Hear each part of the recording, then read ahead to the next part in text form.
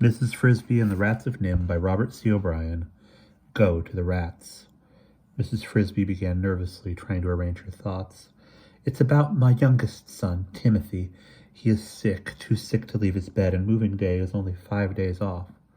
Wait, said the owl. Moving from where? Moving to where? From the garden patch, where we're living, to the edge of the pasture by the stream. Which garden? It had not occurred to Mrs. Frisby until now that a bird flying freely over miles of countryside would look down on many gardens.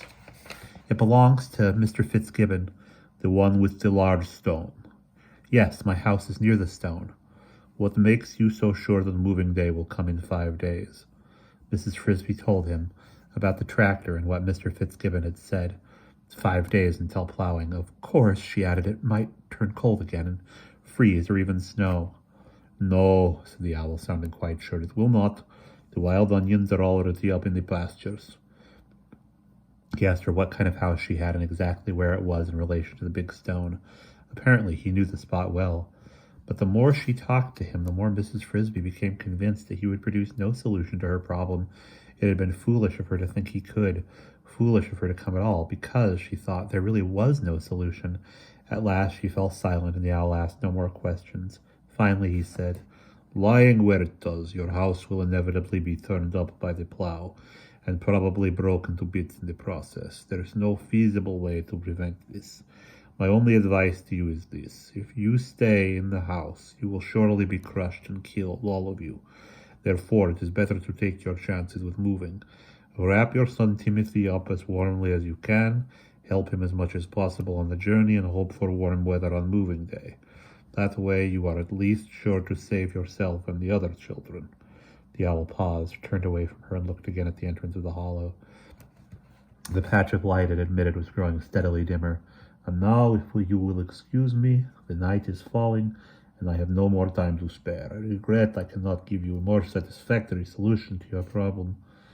Good evening, Mrs. He paused. I don't believe you told me your name. Mrs. Frisby.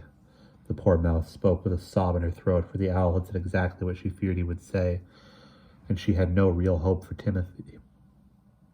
The owl had said, in effect, either Timothy alone must die, or they must all die together. Even if moving day should be extraordinarily warm, the nights were sure to be frosty, and that would be the end of him.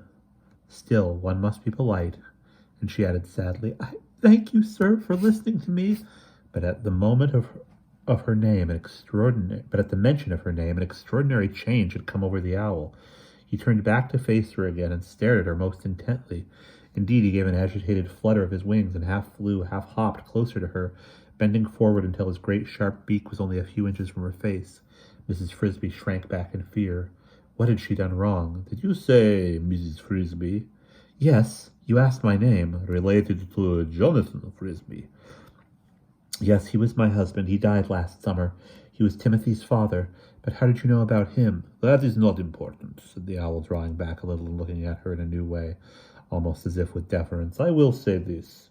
His name was not unknown in these woods. If you are his widow, that puts matters in a different light. Something in the way he said this caused Mrs. Frisby's hopes to lift a little.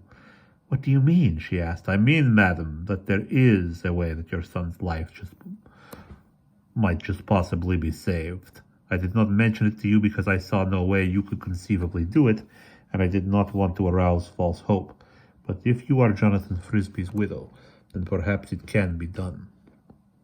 I don't understand at all, said Mrs. Frisby. What is this thing? It is not a thing that I can do myself. You must go to the rats. To the rats? But I don't know any rats. They have nothing to do with me. I don't doubt that. They have little to do with anyone except themselves, and will have less as time goes on. Nonetheless, I think they will help you. And if they will, they can. But what can they do? They must move your house to a place where it will be safe from the plow. Now Mrs. Frisby's spirits fell again, and she said almost bitterly, You are joking, sir. You are not serious. No rat could move my house. It is far too heavy, much too big. The rats on Mr. Fitzgibbon's farm have things, ways you know nothing about. They are not like the rest of us. They are not, I think, even like most other rats. They work at night in secret, Mrs. Frisby. Do you know their main entrance? In the rose bush? Yes. Go there. You will find a sentry guarding the door. His name is Justin. Tell him who you are and that you come at my request. Tell him you want to see a rat named Nicodemus. I think they will let you in, though they may insist on swearing you to secrecy. If they should ask that, you must of course use your own judgment, but my advice would be to do as they ask. Mrs. Frisby was close to complete bewilderment. Secrecy, she said. Secrecy about what?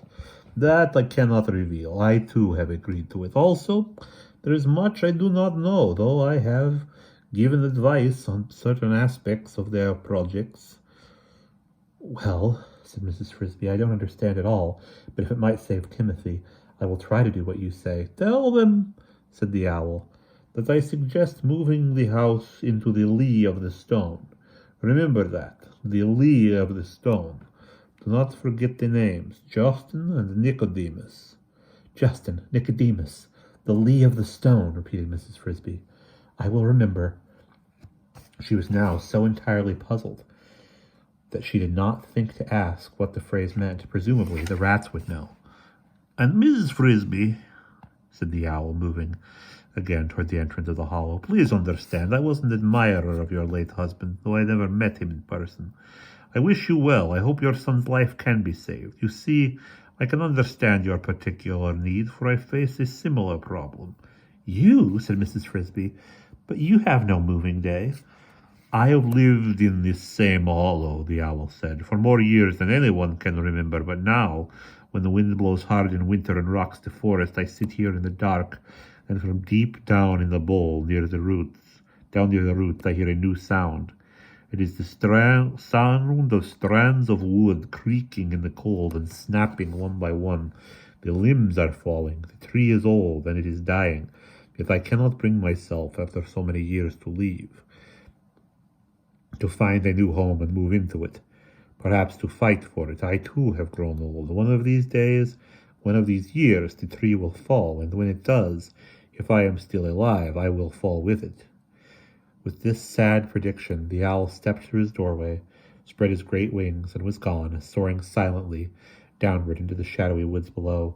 Mrs. Frisby followed him out onto the limb. To her relief, Jeremy was still waiting where she had left him, though not very patiently. We must hurry, he said. It's almost dark. I'm not supposed to be out so late. Mrs. Frisby had the same feeling, climbed on his back, much less afraid now, for two reasons. First, she was getting used to air travel. Second, since the woods below them were dark, she could no longer see how far away the ground was. He talked to you for a long time, said Jeremy as they flew. Did he tell you anything that will help? I don't know, said Mrs. Frisby, since the owl had brought up the matter of secrecy and had, in fact, been secretive himself. She was not sure just how much she should tell Jeremy. Why don't you know? I mean, he told me some things, but I don't know whether they'll help or not. She wanted to counter with a question of her own. What does in the lee mean? Jeremy, being like all birds knowledgeable about the wind, knew the answer to that. It means the calm side, the side the wind doesn't blow from. When there's a strong wind, you fly up in the barn from the lee, so you don't get bashed into the wall. My father taught me that. I see, said Mrs. Frisby, and she became more puzzled than ever. What had the wind to do with it? He told me, she said finally, deciding it could do no harm, to go and see the rats. The rats? Jeremy was startled. But they don't have anything to do with us. I know, but he thought they might help. What could they do? He thought they might move my whole house. But how could they do it? I can't imagine. Oh, I don't doubt that they could, said Jeremy. Everyone knows, at least the birds know, the rats can do things. They're up to something. Nobody is quite sure what. For one thing, they're building themselves a new house way back in the woods, over the mountains. They've even made quite a big clearing near it. I'd show you, but it's too dark now. They used to carry food like the rest of us, but now we see them with other things, pieces of metal and bits of machinery, and things I can't even recognize. They take them into the rose bush, and what happens to them I don't know, but the owl knows more than most. I expect he's had some dealings with them, just the same. I've never heard of their helping anybody but themselves. Neither have I, but I'm going to ask them anyway. Isn't there anything else to ask? Or there isn't anything else to ask. Anyone else to ask. By the time they reached the garden, it had gone almost completely dark, and Jeremy could not linger.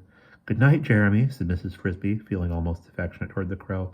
"Thank you for taking me, and for waiting to bring me back." "You're welcome," said Jeremy. "If you need me again, just ask. After all, if it weren't for you, I wouldn't be here to ask." And he flew off into the darkness, the last crow to get home at night. And that is the end of that chapter.